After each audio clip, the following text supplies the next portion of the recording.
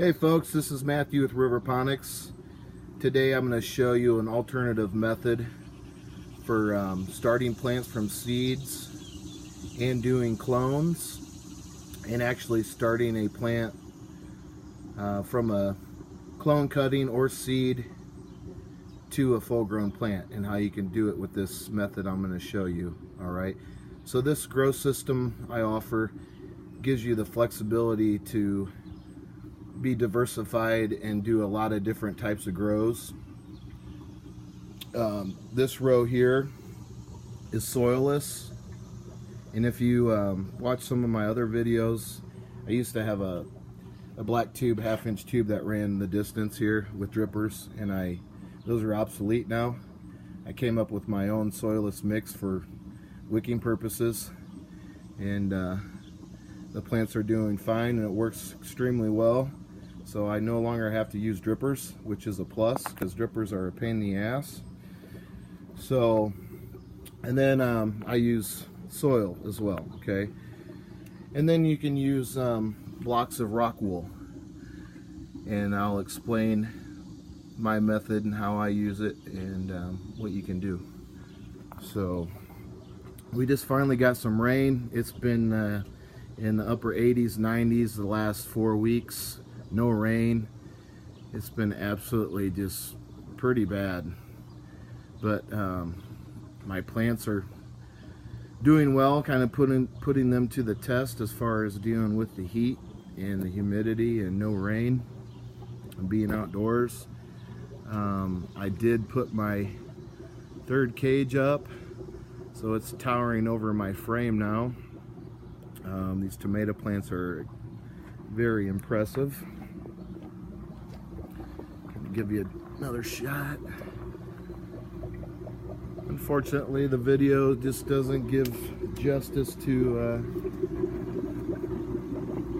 what's going on here, but yeah, it's kind of hard to see my tomato cages. But I got a third tier now, so those things will probably be 12 foot high probably in another month or so, I would imagine.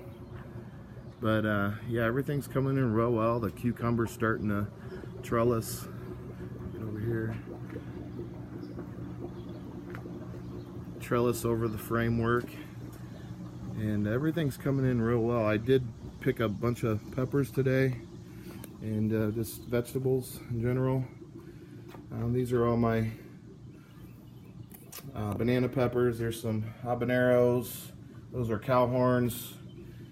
My cucumbers, there's one really big bell pepper, a bunch more coming in, cucumbers, squash, and jalapenos. One thing I was going to cover is this is a cooking tray for a grill, and this is stainless steel. Obviously has a bunch of holes in it, but you in this instance for making stuffed peppers, cut the tops of all these jalapenos off, clean them out, and you can stuff them. What I like to do is use Philadelphia cream cheese, and you can infuse that with strawberries or pineapple, and I believe you can even buy that at a store with you know, flavored strawberry cream cheese and stuff like that. And then I wrap them in bacon, and you just throw this on the grill. And man, these things just literally melt in your mouth. Pretty amazing. So I thought I'd share that with you. It's a really nice piece of cookware there. But so I'm going to show you the rock wool, and this is the rock wool I use in the channels, and it's a 3-inch cube, okay, square, and then it is like 2.5 inches at height. Okay, and so what I do is I'll take this shish kebab stick here, and I'll poke a hole through the center. Now this is for my clones, for cuttings, and so I'll make a hole, and that's where my stem will go down into and bottom out.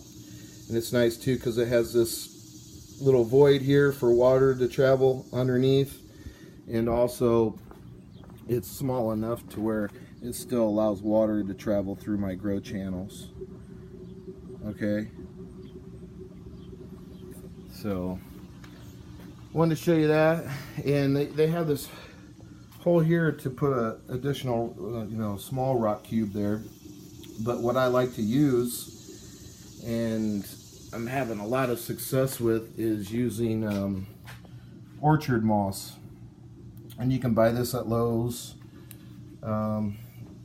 places like Home Depot, I imagine. But so this is the final product. I crumble it up, and that's what I use to fill in that hole. So if I was doing seeds, I'd put a little of that moss down there, halfway up, then throw my seeds in there, and then add the additional moss and water it real well. And I think between the water and the moss and the aeration, it's just a perfect chemistry. I have really good success with, whether it be clones and or seeds. I do not use cloning gel for my clones, but if I was going to, I would use aloe vera. And you can grow an aloe vera plant, and what you do is you break off the stalk. Let's pretend you just broke off the stalk, okay? And inside the stalk you have this gooey substance, right? Full of enzymes and all kinds of good stuff. And you would dip your stem down inside the stalk, and that is your cloning gel. All right, so just a little tip there. You can experiment with that. There's a couple people I recommend you checking out, and you can find these people on my YouTube channel in the comment section. I wrote their names down, and both these two guys here, we're going to do an experimental grow here real soon in the next few weeks.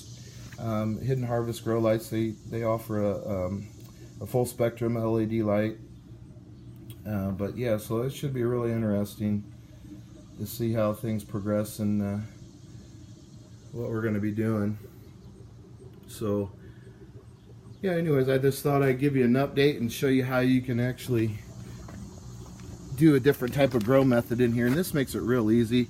And like I said, I just water these real good after I put them in there, and that's, you only have to do that one time, and then it takes care of itself.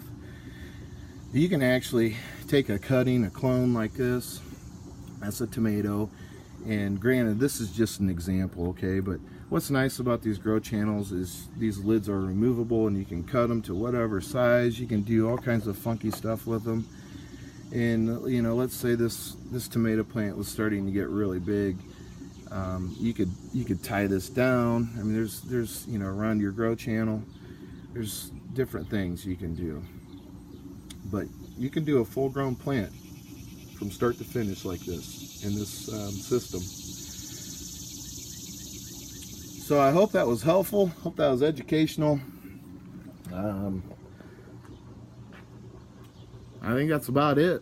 You can visit me at riverponics.com, and that's riverponics.com, and check out what I have to offer. Thanks for watching. See ya.